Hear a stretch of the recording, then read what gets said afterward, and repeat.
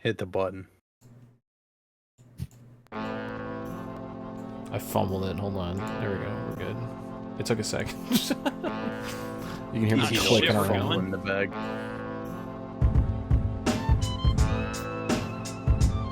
Shit.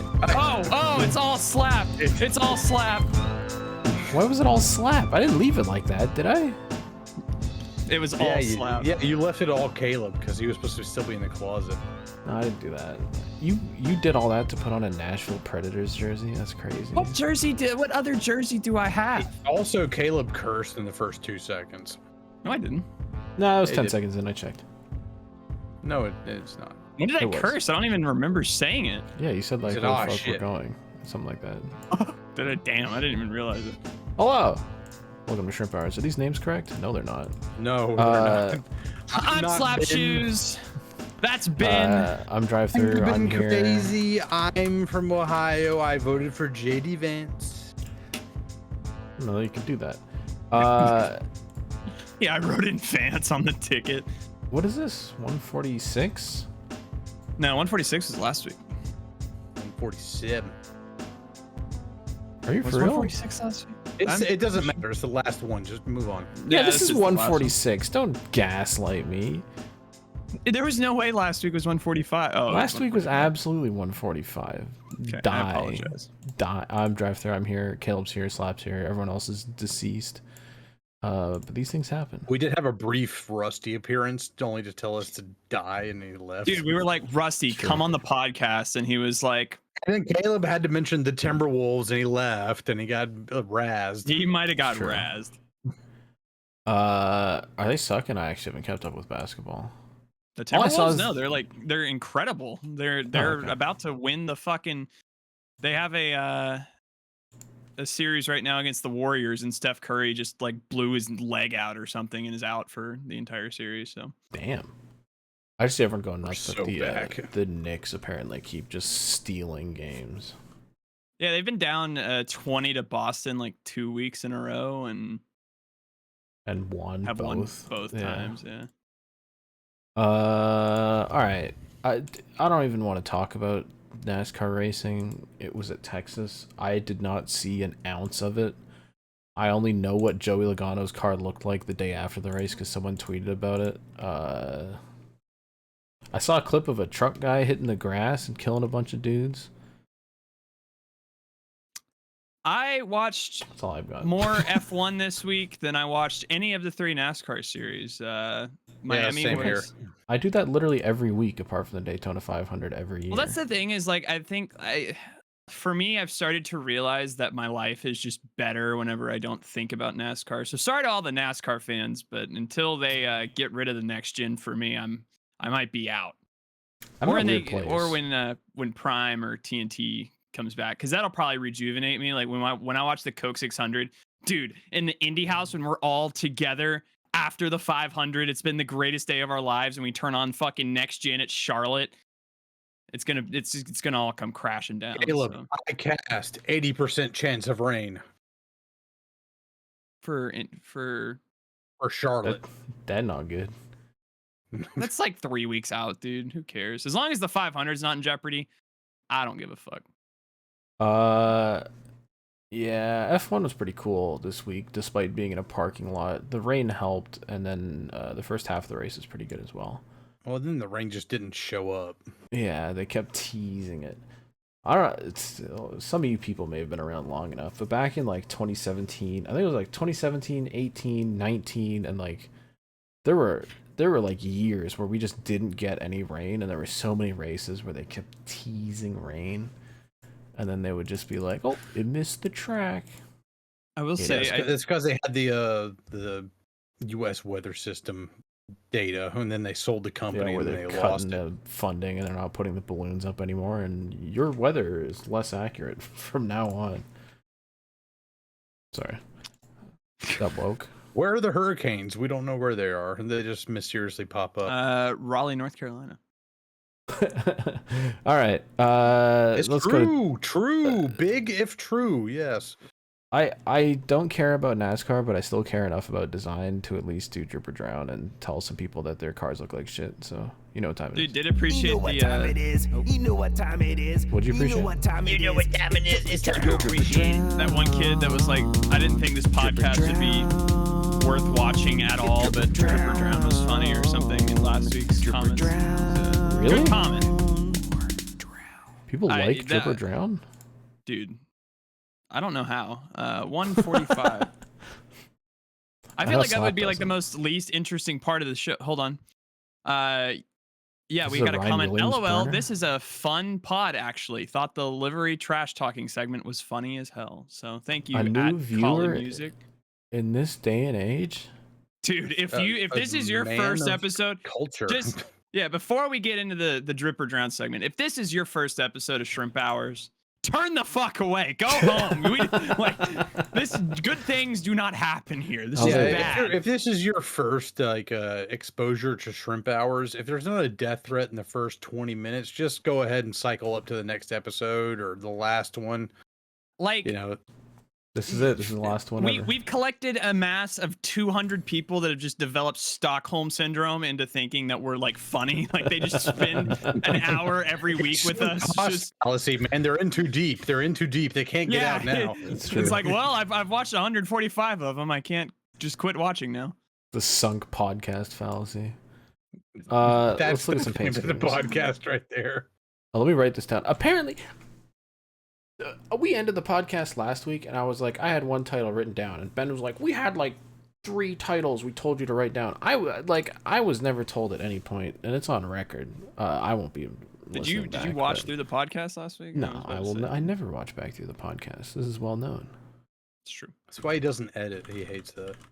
Yeah, that's why I leave That's why he Mr. can't say Ass to certain make. words. Mr. Ass is the one who makes our fucking compilations because I couldn't be fucking bothered. If, All if right. we ever get monetized, we just need to hire him on. He's just like the guy. If we ever I get don't know if we do need to monetized, we hire need to take Mr. Ass. we need to take the check and get the fuck out of town, dude. Are you kidding? Paint schemes. I got 3 from this week. I got a bunch coming up next week. Not a whole lot actually. Ross Chastain ran like a flame Tootsie's neon thing. I don't know if I like it. It's a lot of things at It once. popped on TV. I kind of liked it. I thought you said you didn't watch it, Slap. I watched like the last 15 laps. This motherfucker I- watched NASCAR. Dude, you watch NASCAR. I watched the entire F1 race. I watched like 15, 20 laps of Texas. Did you watch the sprint? No. You I, missed the best part. the F1 sprint races are illegitimate. They're not real. They The live in a sprint pocket this week dimension. They're not was real. They're not real. It's actually- not the actual drivers. It's not the actual drivers. They bring in actors. It's all fake. It's all Maybe gay. that's why Lewis Hamilton's just good during the sprints and never. Any other week, See? Slap? Right. I'm right. Any I'm other right. week, I'll give that Right to about you. But this week, it was actually a banger because the track dried up and all these pit stops happened, and it was insane and cool. That are Anyway, gay than fake. It's fake. This car exists. I don't like the have- hood logo, but everything else I guess I can live with. It's weird that they did the whole neon thing on the side, and then on the hood they were just like, flat color. Oh yeah, that is a little bit weird. But I like that they remixed the Tootsie's car a little bit. Fun. Okay. I said Oh, the other week God. when we saw the render of this that this would just be flat brown garbage. I was wrong. They put a little bit of metallic on it. It's however not shiny brown gold. garbage. Yeah, this is like bronze, if that. Yeah, it is more like bronze. It's yeah, like this copper and reminds- bronze had a baby. This reminds me of like the 1998 Mark Martin Valvoline Sen Power car he ran at the Brickyard 400. Like that, it has like this pale like gold that's not metallic. It doesn't pop. Hold on. It's on. exactly So- what this looks like. It's just not good. If you're gonna make a gold car, make it fucking gold. Well, I guess I thought this was a Hendrick fuck up, but I guess this is just what Napa's been doing because their Ron Caps one was like the same kind of bronzy. It's not that fun. We have a picture of the Mark Martin car in question. The what? Mark Martin car in question. Oh, oof, this was not that good either. Hold on. There we go. We have the technology. Yeah, it's not gold. It's like bronze. It's like weird. This is like gray, dude, with the red wheels. That looks it's like horrible. gunmetal. It's not even metallic. It's just like a glossy, like bronze flat color. They fumbled the ball. Just make it gold, man. Dude, the OG Mark Martin car with the Noble shit on it would have gone hard. All right. Anyway, Tyler Reddick drove this thing, which is supposed to be like a diamond, I'm guessing. I'm gonna say something controversial here. I think all the Jumpman cars are crap. They've been so bad. There's been like one exactly good one. unpopular. I know. Like, originally, some people gushed about them. They were like, "Oh, the flat University of North Carolina blue." It's like, "Oh, this is awesome," or like, "Oh, you just don't understand. Like, this is the Jumpman like." I just think it's funny that we have a whatever. And I was just like, no, they all look like trash. There was one cool one. This looks like crumpled up newspaper. This looks like a black and white newspaper. Somebody crumpled up, and then that was the background. The one good Jordan car. This thing was sick. They ran that. It looks like vomit. All right. Even then, it's like I hate the culture and the landscape of paint schemes where we don't just put a giant like Jordan over the fucking rear wheel well of the car. That'd go hard. I'm trying to find like a decent. Put Jordan the shoe on the car. We always gush about like if they put the burger for like the burger place on the car. Put the shoe on the car, or just make it look like a shoe. Put the product on the car. Not this Mercedes logo that they used to have. Dude, these all suck. It blows my mind. We have a NASCAR team that had like McDonald's and Jordan and Monster Energy as the primary partners, and you just can't figure out a way. I didn't mind this one. The purple one with the little thing. It actually looked like the Charlotte Hornets colors are pretty nice, but go all in with it. All right. Yeah, piece of shit. 2311. Literally Denny Hamlin saying that he likes simplistic cars. On TV, I thought this was literally crumpled up newspaper. I didn't understand what the fuck they were doing with this. Yeah, it does not work. The RFK's got a couple new paint schemes this week. That Allegra car is a nut. Purple race cars goes so hard. The chrome number 2. Oh my god. Dude, and the orange and the yellow looks sick. Oh, I want to get allergy sickness just so I can take this car. I do love that they have the allergy double of the fucking Allegra and Kleenex. Hold on, that would be sick brand activation. Just fucking Allegra Kleenex. That's what they did. That's what they post this tweet and they're like, "Here's your fucking allergy season combo." Well, not only that, but I'm proposing like one of the Allegra, like like the nose things that you fucking like squish and like shoot up your nose, whatever. Just make the end of it a fucking Brad Keselowski, like just a 164 that has a hole in it that you just fucking through.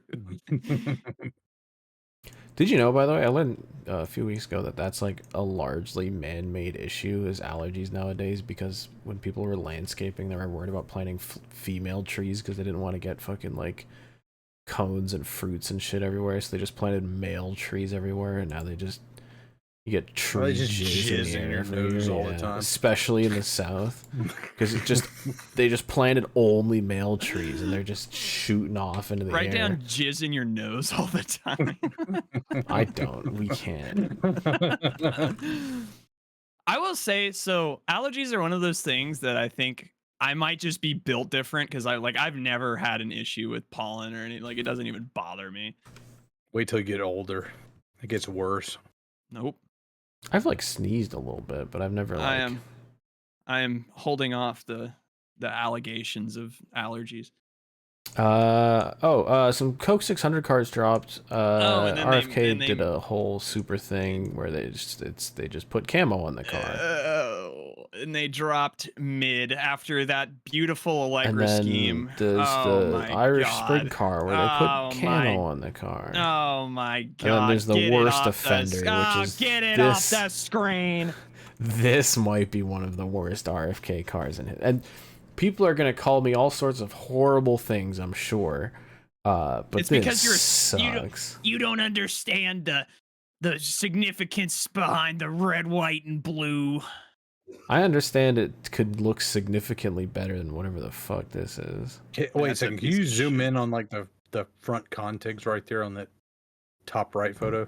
What Is that a the- what? 3? What are you on about? That's a It's The a NASCAR, NASCAR salutes salutes logo. thing that's been on there for Oh. years. Literally I thought that was for a like 3. I was like, that's a missed opportunity to put a 7 right there in front of the 6, 7, I 8, just 6. You know? that they've got this little American flag like They have 2 curly different American thing, flags on there. There's like with a shading. bold blue and then like a navy blue. Like, and what then the there's fuck are they doing? this. Oh my god, dude! They made the back look like one of those like caution tape things you see on international police cars. like a RFK's construction got to be worker car. taken out back for this one. This is The Irish Spring one's the most decent, but it would look better without the camo. I thought the Bodyguard one was bodyguard car bad. looked pretty good. Uh, That looks like a Matt Kenseth like DeWalt scheme almost. It looks yeah, like the but one with that he ran. stupid camo. It looks like the one he ran like 2012-ish, I think. I feel like there are camo cars that look good. Before you fucking weirdos get mad again, there are patriotic cars that look good. I post about them on Twitter sometimes. These are not that. Sorry, I have to just preface everything because apparently people can't fucking read or listen. What do you mean you hate the American flag and you want all Americans dead? Yeah, dude? and you're I going to do. be the 51st state. However, this is not about that. Based. Hold on. All right. This is an actual image posted onto the Hayak Motorsports. I love the blur Twitter. in the background, dude. That's Genuine. They posted this picture in this quality low and said, poly "Here's picture." our paint scheme for this year." Let me pull the actual. Like I tweet up, thought 'cause this was like somebody's like 1/64 scale diecast sitting on their like dresser, and I this realized looks like, a- oh, it's just a low poly version of like the why do actual they have car on a Kroger fucking blue lift on the kit. car when it is like Kroger is no longer affiliated with them? the number 47 just got cooler. Genuine tiny crunch. This looks like a toy, dude. These are like the worst pictures I've ever seen in my life. In big 2025. I don't know, Jim. It's also one of the race cars of all time. I think the scheme looks good. I just the way they pictured it, the way they took the photos, it makes it look like a scale diecast. Hold on, is this a rainbow? That is Yeah, Base it's the rainbow and all the NASCAR? flavors. Oh, this one says grape, I think. I can't fucking read Orange. because... It says grape, behold the G. Shut up. Blue party? What? Blueberry? Maybe. Let's look up. What are these called? Fun Pops. Dude, you can't Flavors. hardly read the fucking sponsor logo. These are at Walmart. Hold on. We have apple, lemon lime, blue raspberry, grape, orange, pina colada, mango, and cherry, and peach. Pina colada, hold on. What were the freeze pops that had alcohol in them that we were gonna bring to Talladega? Oh, I don't know. I forget. I don't even remember that. It was something like that. Anyway, I think the scheme's good. I just want to see like an actual like high definition picture of it. It's not taken by a cell phone in 2009. Yeah, if a fucking higher res image might do this car some more justice. I don't know how I feel about the numbers and the vomit on the side, but we'll see. That's the color of the vomit that I spew out when I drink 2 Four Locos back to back. Sure. That's certainly a mental image. Chase Briscoe's driving a Lance cookies thing with some friggin' cookies on it. Who cares next? Dude, why don't they go I back just to wanna say- the 43 car back in the Busch series in the 90s? These might be some of the grossest colors I've ever seen on a car meant for, like, food. They also may have done an incredible job at putting the smallest possible logo on the side of the car. Even though it's literally shape would fit perfectly here with a big-ass Lance logo, but no. Yep. And, like, listen, I like putting a big thing of the picture of the food on the car, but, like, you can put the logo there and then just put the food here. It would all fit. Yep. Yeah, it's tough. That's all I've got for your drip or drown. I don't know. NASCAR's dead. Do we like any of these? I guess we liked the Allegra car. Everything else can The Allegra die. car was based. Yeah, everything. I else. like the bodyguard Chris Buescher car. You would. I mean, it looks nice. Did we just get a mid-podcast tweet? Is that what that look down was? Yeah. No, I'm looking for something here. Hold on. No. I'm not talking about you. I'm talking about drive-through, in which I got a notification on my phone that says, "Bro tweeted this from a potato." Yeah, I had to say something about the Hayek tweet because that's incredible. I don't know how you have a social media account like showing off your sponsors. Yeah, in general, I have a drop of the original Lance Crackers car. I don't know if you can say that. Oh yeah, hold on. Dennis Setzer. That looks That thing sick. looks fucking sick. Yeah, what the hell? Yeah, why didn't they just do that? Because they're stupid. NASCAR has no aura. It's auraless. It's just a And sad you know I'm right. drip or drown. It makes me sad. It makes me want to die. Does it make you want to go to Animal Planet? Because that's where we're going. Doesn't sound like it. Almost at the track. Animal Planet, it's Animal Planet. I find your lack of animals disturbing. Except my lack of animals. Says the man who has the literal animal behind him. It's true. It's true. Where is she? I don't even see her. She just got up on the bed. Yeah. Dude. Yeah, she's been extra clingy this last week. I don't know what it is, but I've been dropping a shit ton of shrimp pets photos because I moved her her dog bed for years. I just put under my desk, so it was in this corner back here for the longest time where she would just go coop up off camera, but I moved it back under the desk. So I think she's happy about it. So she's been loving it down there.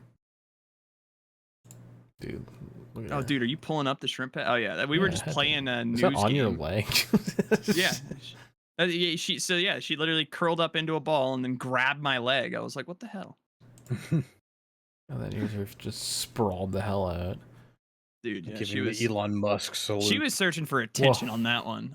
We've talked about on this podcast before, but she knows she hasn't been in here the entire time, but I think she heard me on the podcast and instantly came to hop on the bed behind me. So the dog She knows. it's time. I don't really have anything to say on Animal Planet, I don't think. I have animals in my house. Do you? So I did I talk about how I have my cat Trip who just refuses to take his medicine? Yeah. So I've tried like literally everything. I've bought a mortar and pestle. I've ground it down into a powder, and I've tried to put it in like wet food. He smells it. He tastes it. He refuses to eat it. He goes into the other cat's bowls. He eats their food, even though it's the same wet food. It just doesn't have like the as pills in there. He's too smart. I've melted cheese down in the microwave. Like I take a little square of like a processed cheese slice, put it in the microwave for like 3 seconds, melt it, fold it into a ball, put the pill in there, and then like give it to him. Like, hey man, you want some cheese? Normally he's all about cheese. He loves cheese. He's skeptical. I thought you said you had the fry meta figured out now, where you would just Nice. drop He's too He smart. the fries. He takes the fries and he like just he shakes them around until the pill falls out. He looks at the pill and then he like continues to eat the fry. Is it like He a pill that you can knows- empty out the contents like onto something? Well, no, or- he's saying he crushed them down and like mixed it in the food, and the dude would still smell it out and just not eat it. Yeah. Yeah, so it's like finally, like I just get like tired of him. And I have like the pill, You like gotta just still with some melted cheese. I just grab his head and like close his mouth shut, and he's just, I'm like, you're gonna fucking swallow this. You're gonna fucking swallow it. And now he just like, anytime I try to give him anything that's not in the bowl, he runs away. Oh my! So I'm like, all right, so I've lost his trust now. So now I have to like, take cheese, roll it up in a ball, and pretend that I dropped it. And then walk away into the next room, and then he might like half the time he'll eat it, and the other half of the time he'll detect the pill in there, and he just will stop eating it and he'll run away. Because the moment he tastes the pill, he's like, something's up and he's gonna fuck with me. I'm out of here, and he runs away. Dude, this cat and is gonna so- have trust issues. And I've told the vet about this. I was like, look, he knows what it tastes like. He knows. They know my voice, Jesse. You have to make the call. They know You it's have me. to be the one to call. They know me. So they're just like, well, he shouldn't be doing that. I was like, dude, you don't understand. He's smart, dude. He knew there was food in the trash can, so he would knock over the trash can every single night. I had to bolt it into the fucking ground. He might be knows useful plan. he's too smart. He's the smartest cat known to man. He's smarter than most human beings. And so finally they're like, all right, here's a prescription for this ear cream. Like, just put it in his ear and like rub it in there, and this will do like the trick. And that's on the way into it's in the mail. I should be getting it tomorrow. Damn. Can't All right, wait well, to hear we'll the ear cream update. yeah, I was gonna say, I can't wait to hear how he manages to fucking. But skirt for a around week, that. this is like hyperthyroid medicine. For a week, he took the medicine and he felt way better. He was way more lively. He gained some weight. He's running around. He's all happy. You And just I'm can't put two thinking, and two together. I'm thinking like maybe he'll realize that if he eats the pill, I'll leave him alone, and he feels better. But no, he's just like, fuck you. I don't want to take this. Like, what is this hard part in my fucking like moist, soft food? Like, fuck you. You're fucking with me. I'm out of here. So now he's getting the ear cream, and now I get to fuck with him even more. I was about to say he's gonna hate that more than he hates the pill. Maybe you'll re-pill him by He's doing the ear 17 cream. years old. By hell or high water, I will drag him into his 20s. I swear to God. Kicking and screaming, I will drag him Dude, into his old second ass decade cats of like that life. are like sage and why like they're kind of scary because I had my two childhood cats live to be Sophie was 21 and I think Oliver was 20 when he went out. So yeah, no, I mean when they were old, they still are kicking around. I think I've told the story of Oliver. He attacked the rabbit back in the day at like the Oh, ripe age no. of yeah, it was like the ripe age of 19. Um and yeah, you could just tell how proud he was of himself because he was like, I still got that shit. Like you can't fuck with me. My house. Unc still got it. I still run this. I still got it, literally. All right. That's your Animal Planet, I guess. Do It's we real literal animals this week. Yeah. I'm cool with it. No Maybe we'll get an metaphorical update animals. from Cody because he's gonna fucking going to 500 racetracks this week. Slap. You got something to say? Yeah, so while we were rocking our hams over in Rockingham, love that. I missed out. I flubbed it. I messed up. It was the 250th anniversary of the shot heard round the world, the battles of Lexington and Concord, the first shots of the American Revolution. 250 years ago, 3 weeks ago, today, it just hit the button. It's time for Slap's crazy ass moments in history. I wonder how it's Goofy been a Ben while. felt. I don't know, like just yelling that into his microphone and fucking pitch shifting it like crazy. Yeah, apologies in advance. I did not have my musket and my tricorn hat ready for this, Aw. but Next time. We'll get Yeah, you there's always the next time, 500th anniversary. yeah. I'm sure the podcast will still be around. You know, Mr. Ass's great grandchildren will be running it by then. We're fucking like cyborgs just kept alive with nothing other than to do this shitty podcast. That'll just be AI versions of ourselves for AI fucking viewers. So anyway, the first shots of the American Revolution happened in 1775, April 19th. But before that, we have to get to a bunch of other like context and all this shit.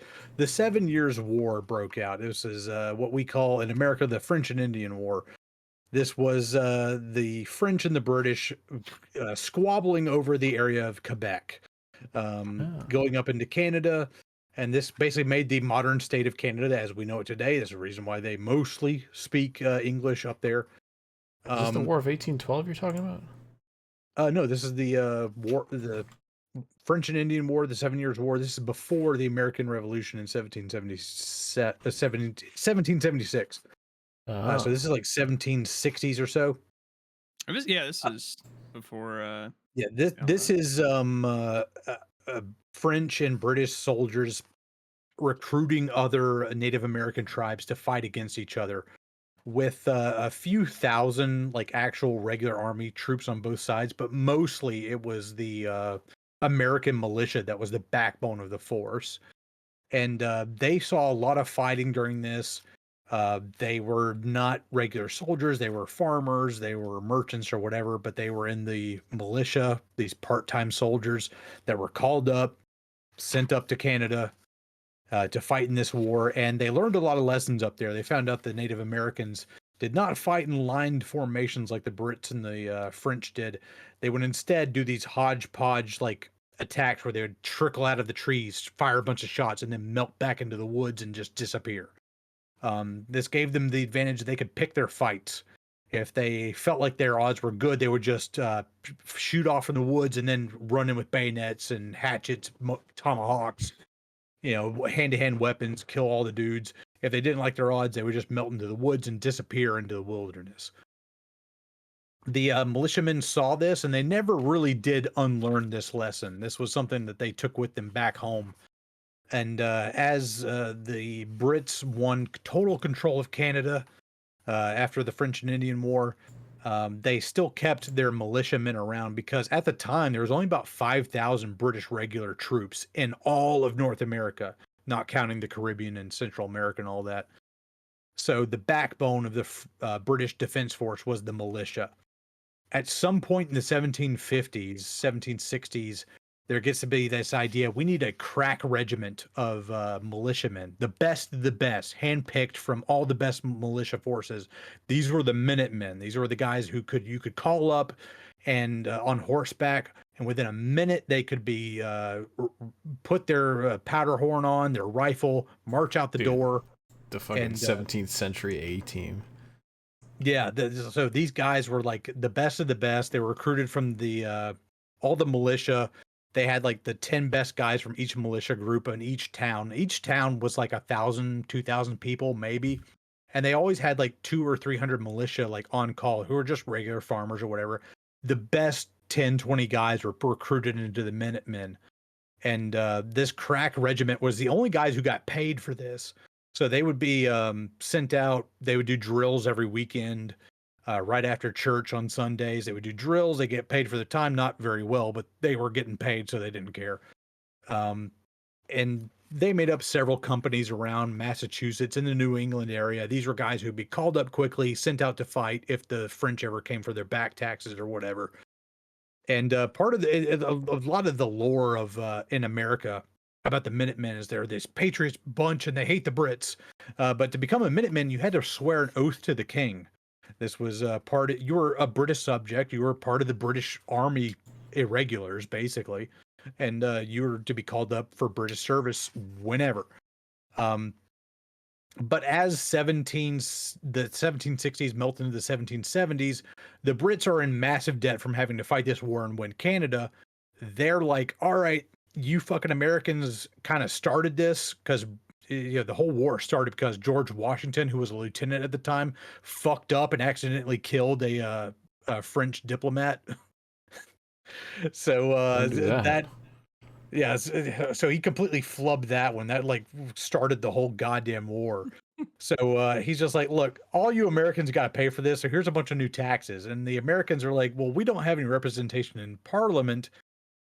No taxation without representation. We're pissed about this.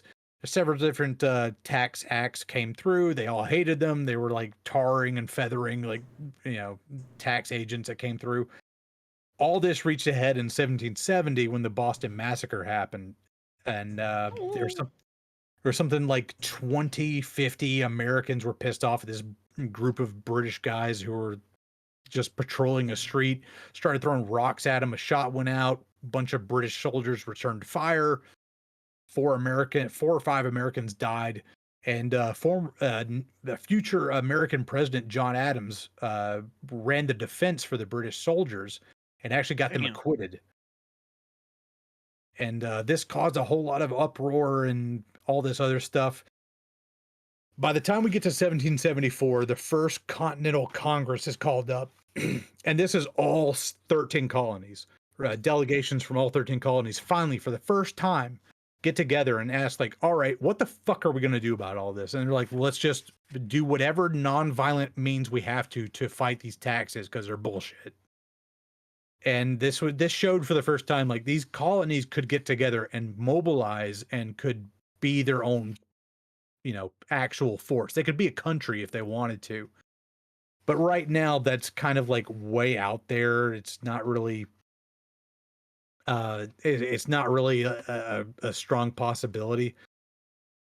By 1774, they do there's so much tension in the colonies that the Brits do what are called the Intolerable Acts, where they replace the governor of Massachusetts with a military governor named Thomas Gage.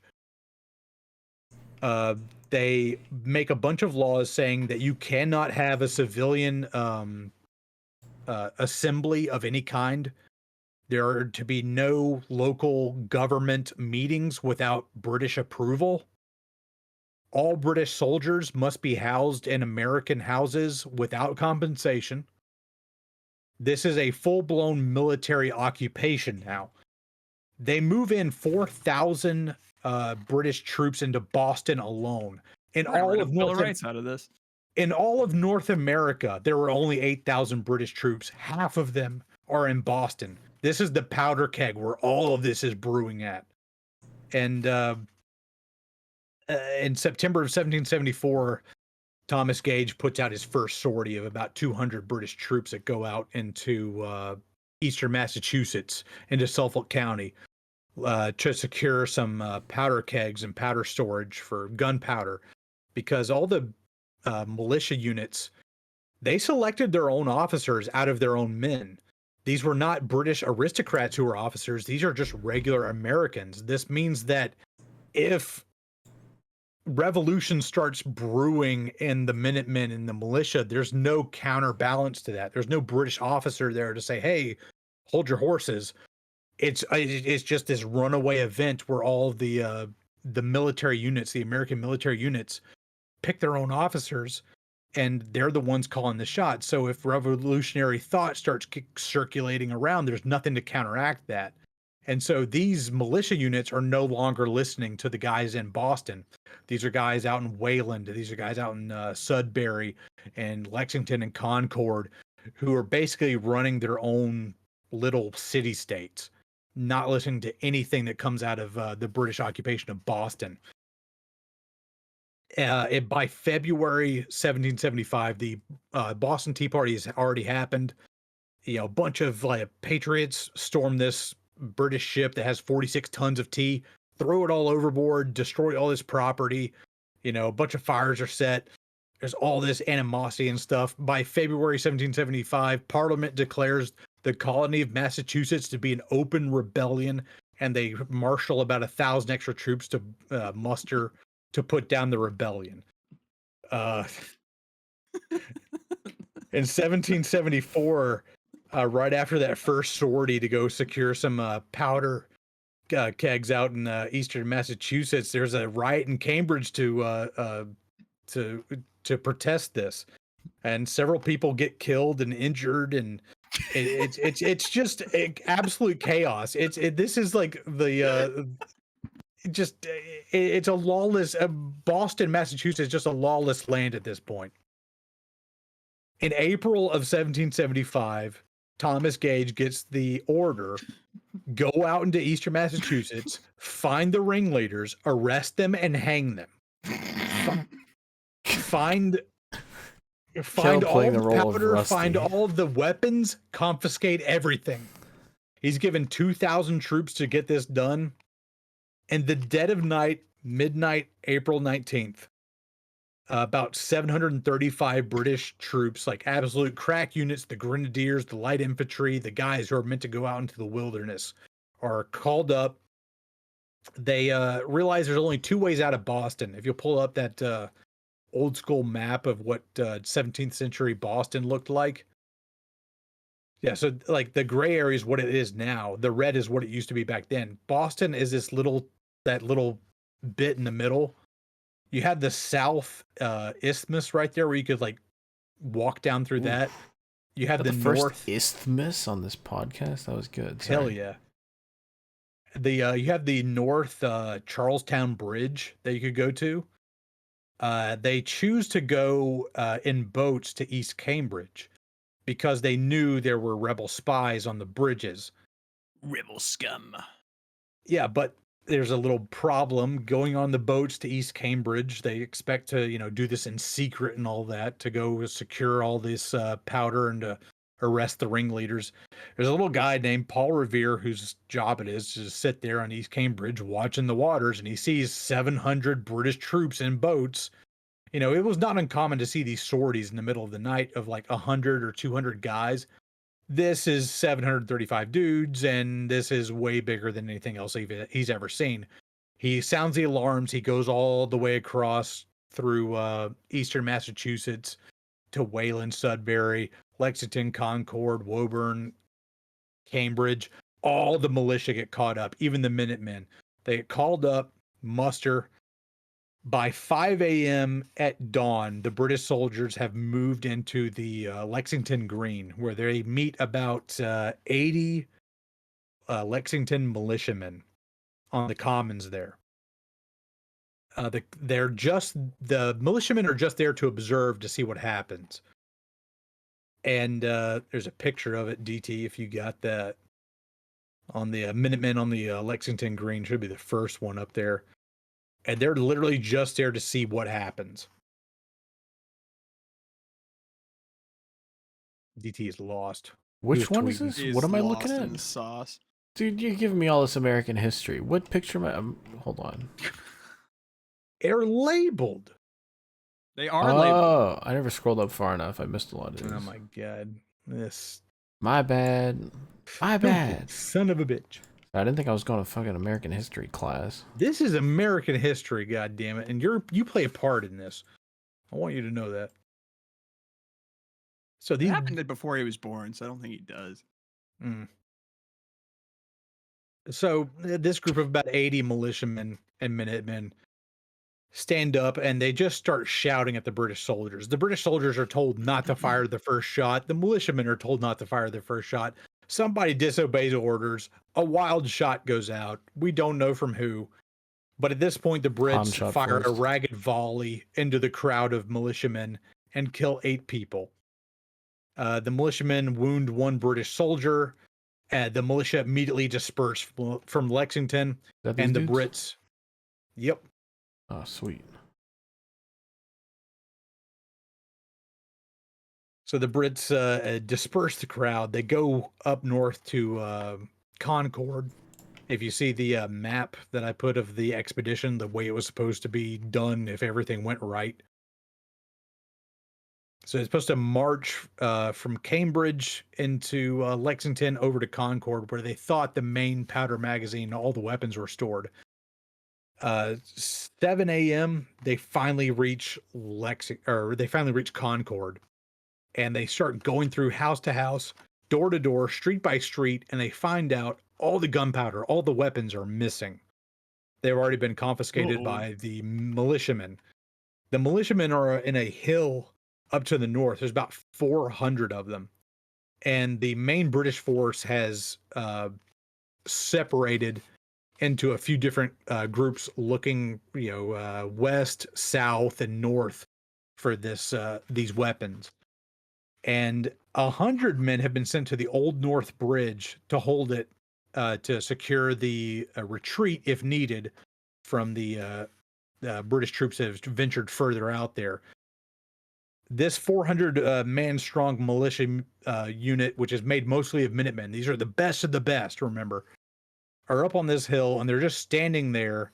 They're commanded by James Barrett, Colonel James Barrett, who is not looking for a fight, but eventually one of his men says, It has been said that the British could burn Boston to the ground and the Minutemen would do nothing.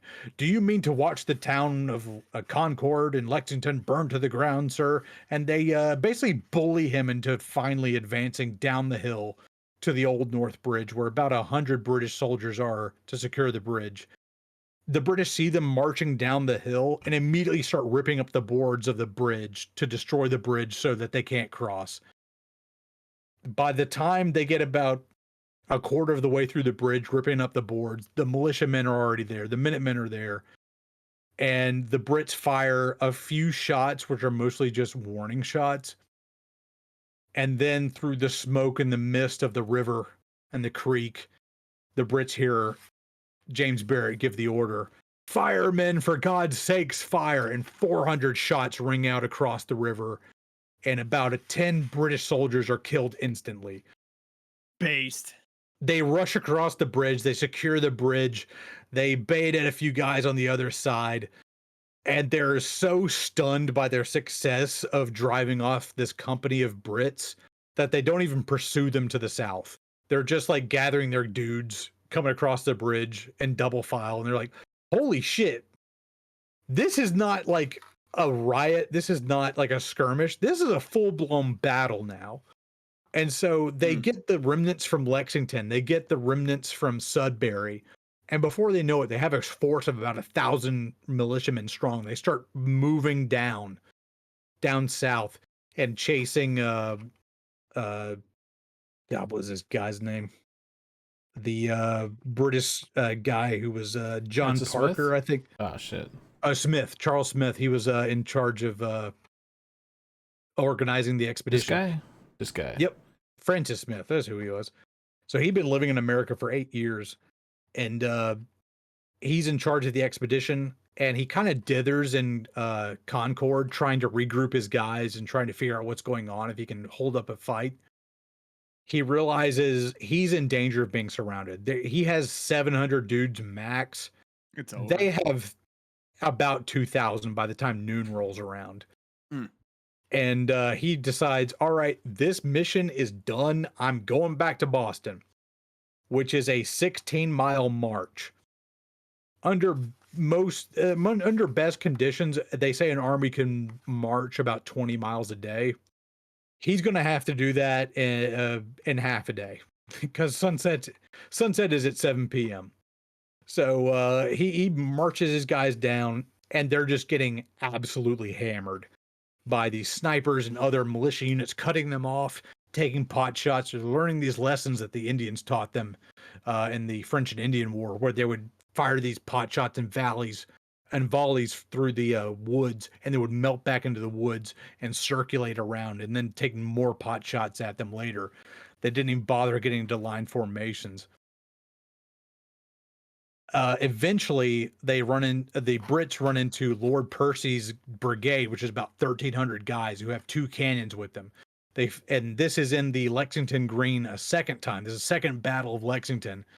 And they fire a few volleys from the cannons to buy them some time. But by this point, the Brits are in full-blown retreat.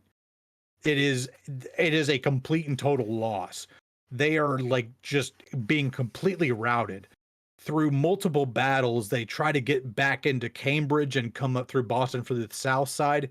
They realize there's another 2,000 militiamen in Cambridge that have cut them off. They're going to have to go north up through Charlestown and come in through the bridge through there.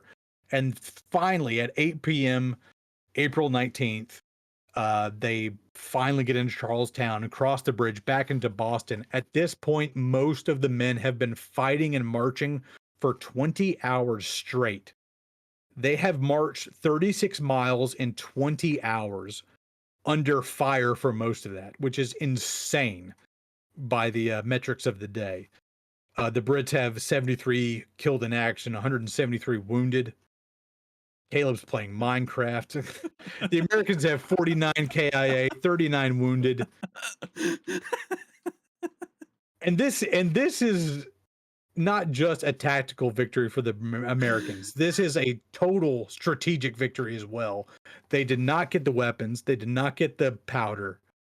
The Brits have been 4,000 British soldiers are now in siege in Boston, stuck there, nowhere to go. And this siege will not be lifted until the end of the American Revolution, when those soldiers are finally allowed to go home back in the 1780s. So this is the first shot of the American Revolution, and basically sets the stage of what is to come from here on out. There you go. All Made me feel like I right. was in middle school again, but Fuck you. Fucking It cool. was cool. It was just long.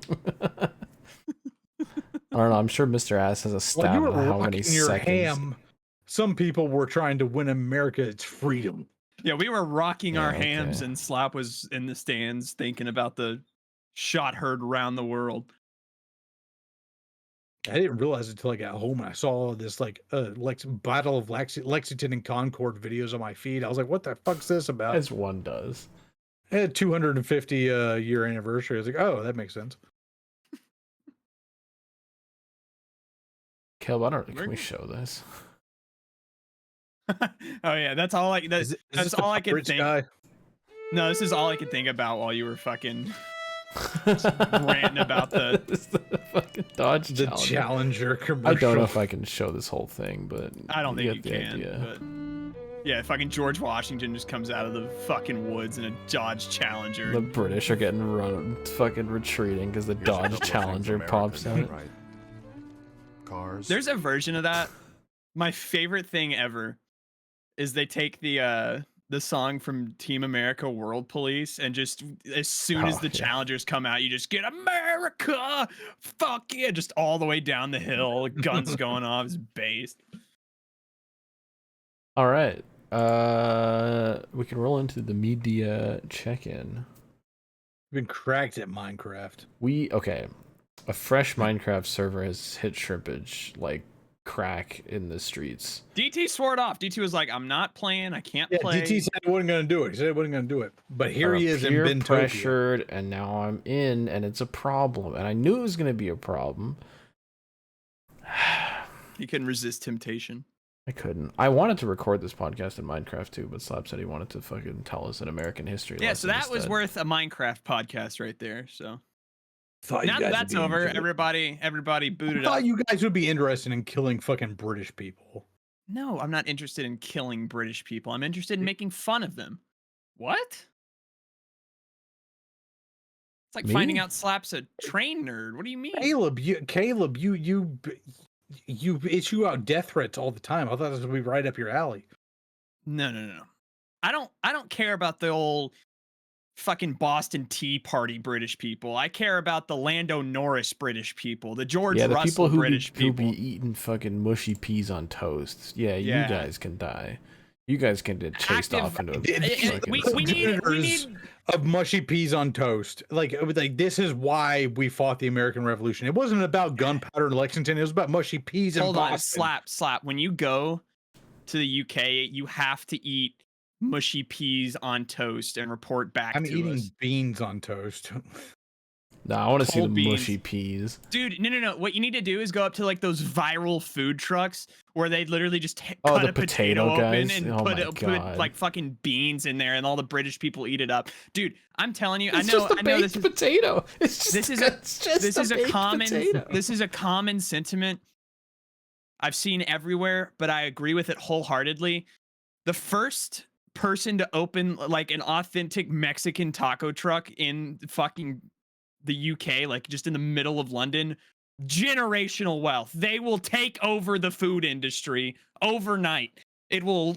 Caleb, they've had 500 years to introduce like actual spices to London, and nobody's done it yet. Nah, they eat a shit ton of Indian food because they colonized them. That is true. I saw They this just didn't one like colonize British street. I saw Mexico. this one British street food called nuts and bolts. It was literally like fries with sliced black olives on top The of it. olives, yeah. Ew. Yeah. I Yeah, just see it's the like, what? potato guy all the time. It just No, pops up on my YouTube shorts. I think I'm the like, nuts and bolts is a joke, but But for real, I am gonna have some jellied eels while I'm over there. sure. Caleb's like already vomiting. dude, sorry, yeah, my dog was getting pissed, so in the fallout, I farted. No. She was just fucking standing up. She was running around, zoomies, barking in the middle of that. She got antsy, so I had to kick her out. But yeah, the media check-in fucking The Last consensus of Us. is just that we've been fucking on Minecraft. And watching. Did we talked about The Last of Us last week? I don't know if we have much to say this week, other than the fact What that do you mean? Oh, okay, we can't spoil much. I can't. but We there can't were- spoil anything. Last It's a of good Week. show. Yeah, please watch it and just know that we are on season 2, episode 4. So when you The watch Life is that, Strange of Us. It's a great show. when you watch that episode and you see what happens in the last quarter of the episode, just know that that's I just want to say this season has been so Game of Thrones, not only in like the stuff that happens in season 2, but in that like they just show a guy's dong in episode 4. just dick out, Just, just like, fucking dick. out of nowhere too, where you're like, oh, zombie show, oh, and then it's just like, okay, all right, doing that. That's a man's cock. And then they they cut away and you're like, Jesus, like I can't believe they showed that, but at least it's gone now. And then they cut back to like an even closer version of it, and you're just like, get the fucking like just show his upper torso. I don't need to see the cock. I They get do it. eventually, like he like closes his legs, and then they finish the rest of that scene. Not They that finish important of the a scene either. Oppenheimer cuck Just scene. random. What do you mean? It was very important that we got the cock in that episode. Yeah, that You was see, weird. dear viewer, it's very important that you see this man's full girth. And it's just like some dude, like the whole point of it was this dude's getting what's it called? Torture? He's getting like tortured. Yeah, that's the word. And then it's like, oh, and he's naked. But it's like, stop showing that. Like, we get it. We got it. You don't have to keep doing that. The rest of it was okay as well. Other than Minecraft, I do want to say, I finished SnowRunner with Andrew. Great game. We got Schedule 1. I don't know if you've heard of this. This game dropped like a couple weeks ago, and it's like Never. it's like a management sim type game. How do you finish it? Well, we finished SnowRunner, different game. But we finished the like base game of that. That's where you drive a bunch of big trucks, and we drove trucks a lot. Oh, but you're saying this is a I'm different talking about game than Schedule SnowRunner. My 1. bad. It's like a drug company tycoon.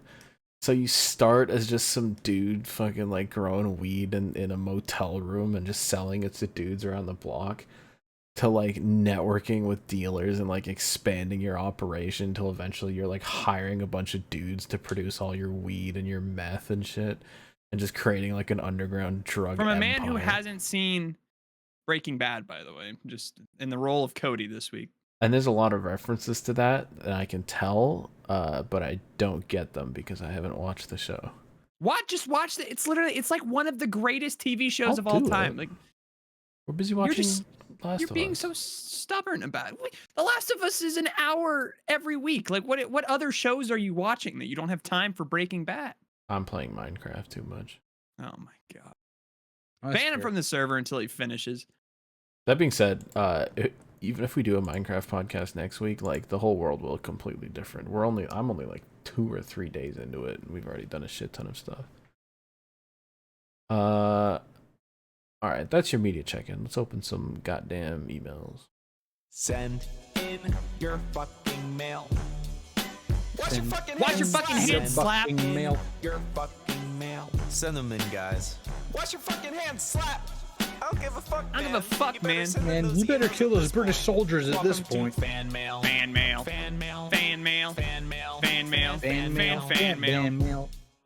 I love how we all have like our sections that we're allowed to speak through in that segment. There's like everybody has their own part. We got 14 emails this week. If you want to keep that number up And- and keep Slap mad, send us an email. Questions, comments, concerns, shrimphourpresents@gmail.com. That's our email. All right.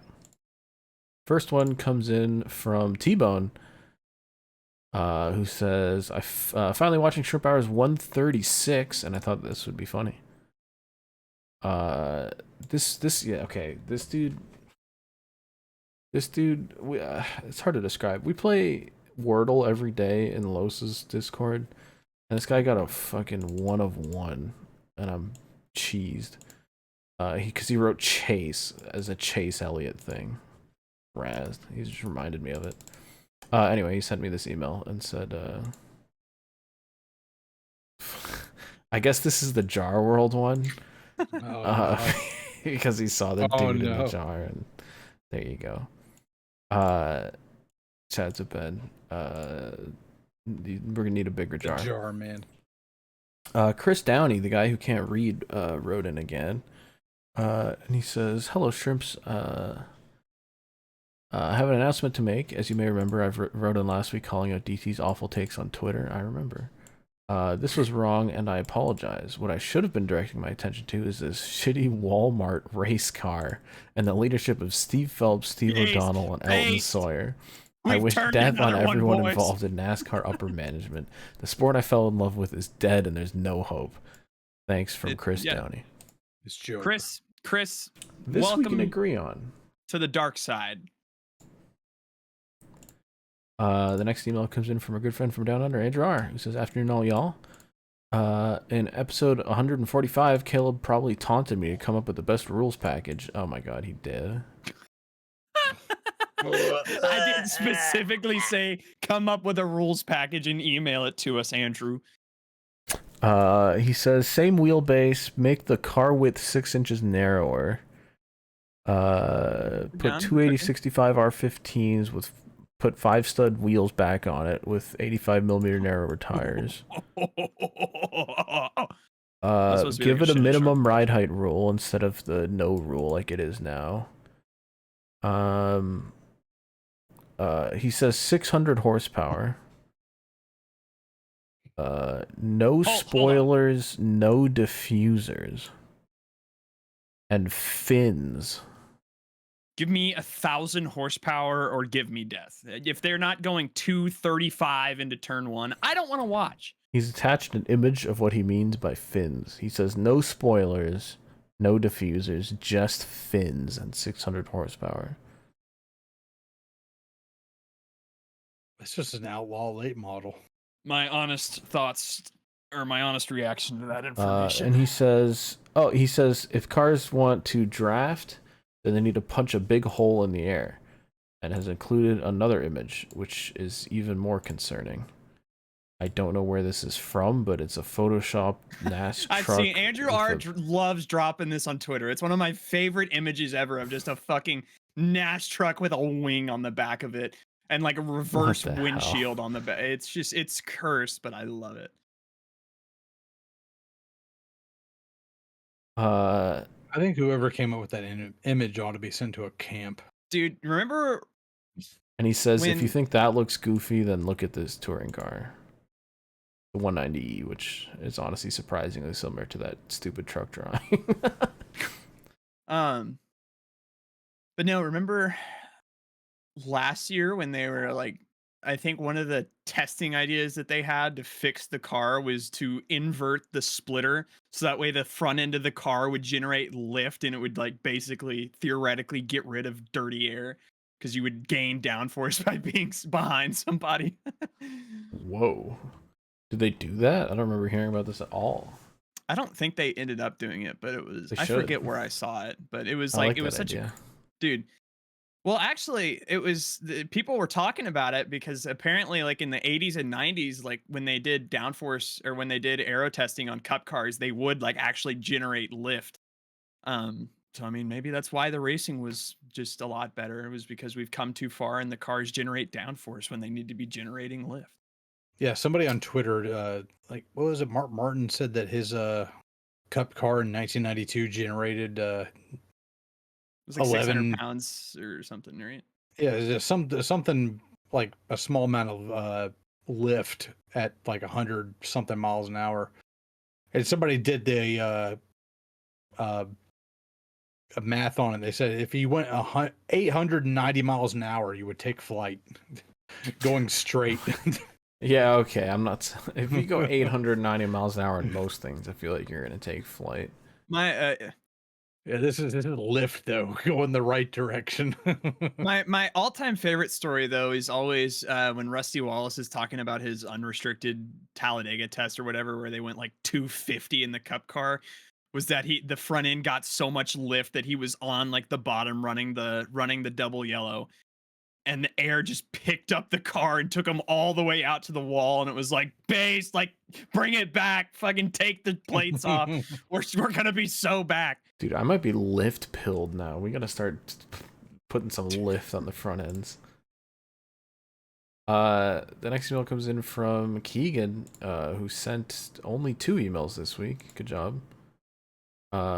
Keegan says, "Hey Shrimps, well, I'd love to do a list of all the times you guys got razzed. We asked about it last week. I don't know if I could do that. Damn, even Keegan can't count that. Too long.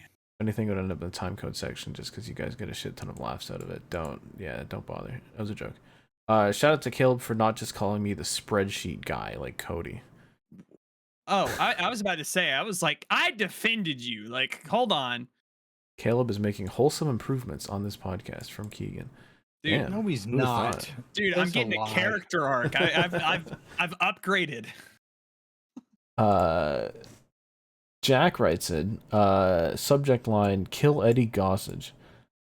Just watched Texas and someone needs to Luigi Eddie Gossage." Eddie Gossage is retired. He's gone. I was gonna He's been say, gone for years. I don't think this is his problem either. Michael McDowell sold, so we got a Joey Logano win. NASCAR's never been more dead. I hope this hit this track with an atomic bomb. IndyCar sucks too, killing myself. I didn't watch either of those things, and I don't think you should have either. That's just Hold me. on. I just this is the first time I've ever felt compelled to look up Eddie Gossage's name. You got a funky name? So no. It's William Edgar Gossage. And it's like, all right, whatever. So not only did he step down, by the way, he's dead. He is fucking dead. He died in May of 2024. So shout out to Eddie Gossage. I didn't know that he died. So this guy sent us an email telling someone to kill a guy who's already dead? Apparently. But That's a first. the actual thing that I need to point out here that I never knew is that Eddie Gossage is from Nashville, Tennessee. Okay. Oh. It's your boy. No. Not Did even you just kill that. him, Caleb? Eddie Gossage decided he wanted to go to school for journalism and committed to Middle Tennessee State University. Oh my God, that's your boy. Where he was the sports editor for the student newspaper Sidelines, along with interning at the Tennessean, which the Sidelines, literally in college, I joined and like took pictures for our sports shit. That's funny. Dude, what the fuck? I never knew this, but all right, I guess. Mr. Ass writes in, Bowman Gray got rained out. I didn't go to Ace Speedway, and I'm hoping Texas was just a bad dream. Yeah. I just didn't partake. Rusty Broussard says, I forgot to mention, I had an additional animal report from Stafford last weekend. There were some parents that didn't have ear protection for their kids' animals. And I'm once again saying fuck Joey Logano, and because I feel like it, fuck you, Caleb. I accept that. And then also sent in an image, a meme for Ryan Blaney fans.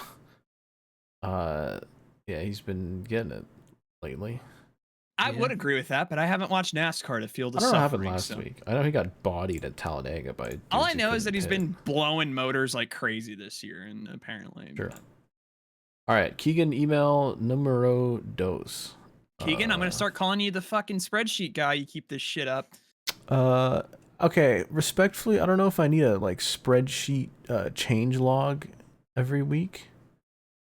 Yeah, just include a patch list with like Ben. Well, he did, but Oh. yeah. Jesus Christ, he had a section where he says the news that we talked about in each episode. What's wrong with you? Episode 145 had the 11th highest email fan mail time. Okay.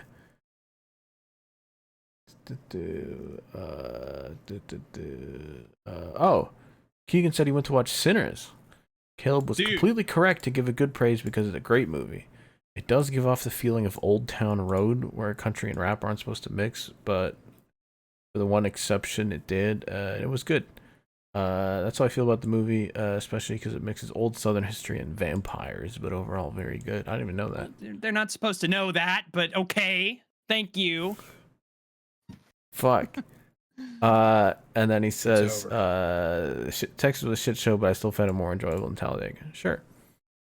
P.S. That Daniel Suarez Frosty car from Dega massages my brain with schizo colors. It's beautiful. Agree. Banger. Next up, Shlomo. Shlomo says, howdy shrimps, long time no write. Last week, I officially started my internship at Stafford Speedway and worked the Spring Sizzler. Dude, we got boots on the ground at Stafford. Dude, yeah. Doing video in turn 3. Hell yeah. The major animal I'd like to report is the goddamn weather. He didn't say goddamn, I added that in. All the Saturday events got rained out and pushed to Sunday, which means they had to fit a 2-day show into 1 day. This meant that cars were on track non-stop, basically from 11 to 10:45 at night. So like 12 hours of just racing. It's dreadful to begin with, but then you mix in that I was cold and windy as shit. I didn't have a jacket, and because I was in the infield, I couldn't leave the pits until the last race was over. A pretty intense first day. God damn.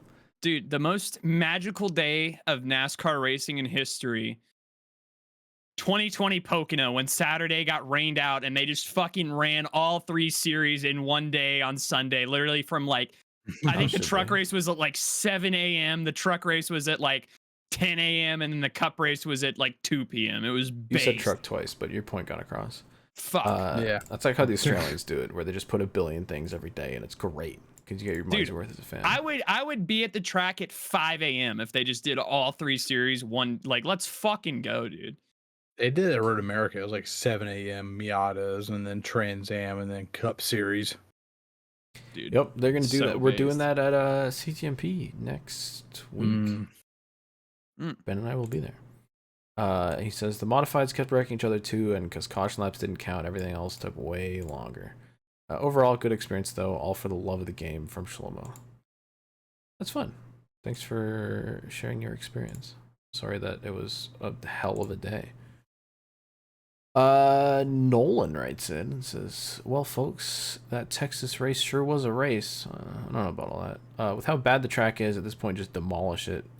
We'd probably have better racing if they're on a flat dirt oval. Also, no surprise that Logano won that race with the constant cautions we got. We could have gotten a McDowell win if it stayed green. At least yawned directly into the mic. I hate Logano. At least it's better than a McDowell win. All right, 4 Texas more. does this to a motherfucker. Spike writes it. Says, I recently watched Slap's original Liars, Thieves, and Lawyers video. After I did some digging, I found out that Kevin Conway actually still races Lamborghini Super Trofeo series, and he's been doing that since 2013. That's like the old man series. This leaves me with a question for y'all. Which drivers who you thought had retired surprised you by finding out that they still race? Anyways, thanks for reading this email and hope you have a great rest of the week. Paul Menard by fucking on kids and Trans Am or whatever he does. I saw Paul Menard win in person. I always love it when I see Colin Brown, the old Truck Series guy. Yeah. He just races IMSA now and just keeps doing that. And I'm like, oh yeah. 3 more. Seeing Casey Kane race at Rockingham for like all of 10 laps before he wrecked was pretty cool. Hey, he still races everywhere. He does dirt shit all the time. Yep. Driven Dragon 4 writes in and says, hello, shrimps. I just had a question and thought of, what is the livery and brand you personally think looks iconic because you grew up around it? Mine is probably Scott's, because I work with fertilizer in a garden area, but they've always been iconic to me. These Carl Edwards paint schemes are more iconic than the Aflac ones. Then yeah, of course, dropped the banger. I didn't even know about the second one. This friggin', what is this? Easy. I had this diecast as a kid. He ran this at Bristol. And then of course him winning in that one. I think he also won at Las Vegas in that gold car. He says, just because I said Carl Edwards' name, I can hear Caleb hyperventilating and or telling me to kill myself. God damn it. God damn it. Gotcha. God damn it. Read me like a book.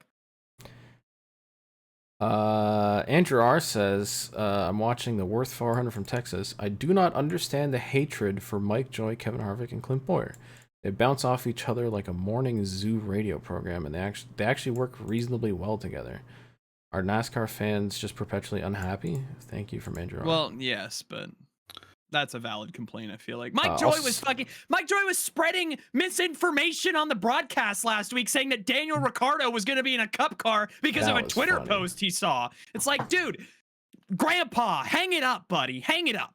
I like Clint Boyer, but I do feel like it doesn't actually gel that well together because him and Kevin try to say the same things all the time.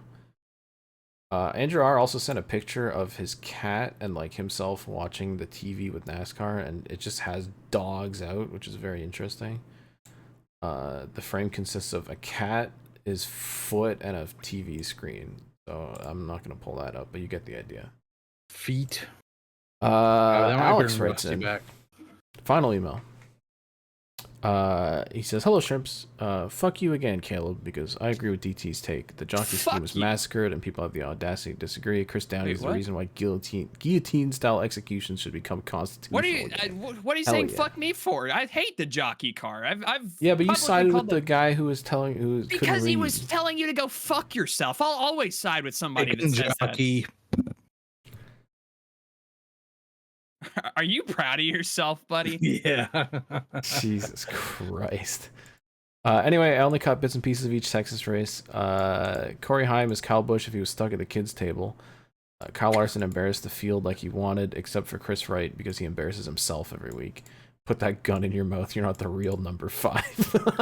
And Chastain almost won, but Logano won, and I wasn't happy about it at all. This week's Arca Dripper Drown is Rita Goulette's number 01 she ran at Nashville Fairgrounds. I mean, hold on. This is just a Wayne Peterson car, but yeah, it's a 0 with a 1 on it. Dude, one of the contigs, dude. They just threw this thing on at whatever angle they wanted. This thing's a Sterling Marlin throwback. Yeah, honestly, I'm kind of impressed. Like, doing the little red tape line down here is more than some. Oh, it also has racing stripes. Wow, look at those. Nice. But it does have a Wayne Peterson-ass 0 and then plus a 1. She ran 2 laps in Brayton Lasser's Talladega car with a 1 taped over the 6. Oh, that's what that is. So okay, so she drove a Talladega car at the fairgrounds, did 2 laps and pulled over. Got it. Arca has some serious contenders for Red Rocket Nut of the Year. Yeah, okay. I take back my statement about Slapdick. The Jets winning the first round series was peak cinema. That was insane in double overtime. And Toronto proved me wrong by winning the first round. However, they're just delaying the inevitable. Good luck, schmucks. Motherfucker, we're recording this on the night where we went up 2-0. Dude, 2-0, and despite Sam Bennett targeting our goalie. Dude, Joseph Wall, masterclass, fucking the team on his back. Dude, Willie Nylander right now, fucking like 13 points in 8 games or something. Pacioretty to Nylander.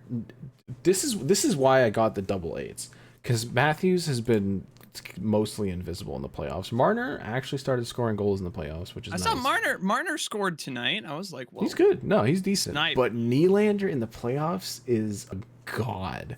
He just comes out of nowhere. The guy's a legend. Shout out to Willie Styles. Anyway. And they let Matthews have the C. Fucking loser. Additionally, I have an idea about the Keegan emails.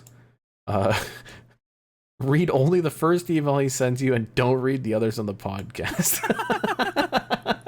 or read one Keegan email a week and then they just keep backlogging until he has a year's worth of emails sitting unread in your inbox. This should stop any future hooligans from trying their luck. Sincerely, from Alex Mullen. Based.